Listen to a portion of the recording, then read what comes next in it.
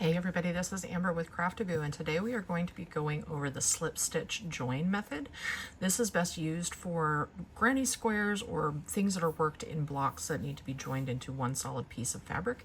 And this is one of my favorite joining methods. So grab your hook, your yarn, and your stack of squares, and let's get going.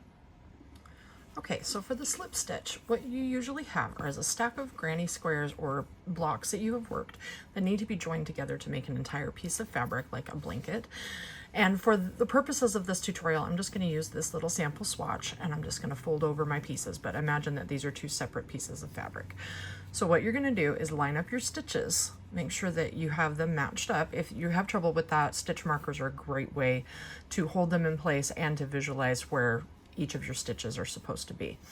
So what you're going to do is insert your hook through one of the stitches on one side and on the same stitch on the other side. Like I said, you're matching up your stitches, okay? So you've got it through both pieces of fabric. Then what you're gonna do is grab your yarn, and I'm using white so that we can keep track of what we're doing, and we're going to join the yarn and pull it through both pieces, okay? Just like that. And then I do a small chain just to lock everything in place and keep it from moving around. All right, so now we're ready to go. We are going to insert our hook again through both pieces, both sides, draw up your loop, and then just do a slip stitch. So you're not adding any extra bulk, you're not yarning over, you're just pulling this loop through this loop. That's all you're doing.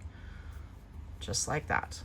And then you're going to do the same thing the whole way across, making sure that you go through both pieces of fabric and the same stitch on each side.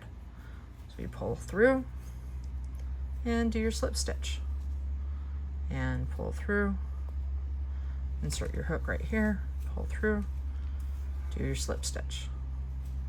See? And it doesn't add any extra yarn. It's a very small little seam.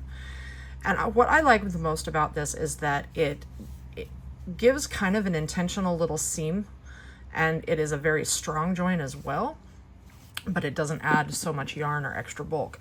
So now that you have all of your stitches in, we're going to pretend that this is all finished. You can see the slip stitches here only because I'm using white. If I had used the same color, they'd be nearly invisible, but you can't see really anything on this side. Again, you wouldn't be able to see that if it was the same color. But what it does, get the yarn tail out of the way, it gives you this really cool little intentional ridge. It doesn't stick up really tall like it would if you were doing like a single crochet or a double crochet join. It's just this tiny little ridge. And if this was the same color yarn, it would be nearly invisible, which would be really cool.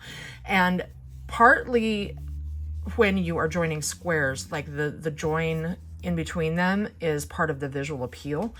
And so this makes it look like you did this on purpose, because you did this on purpose. Look at you.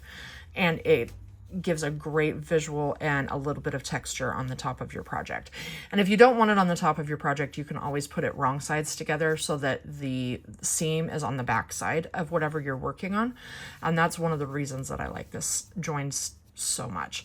So I hope that helped. And if you have any questions, please feel free to drop them in the comments. I am always here to troubleshoot. Thanks so much for watching.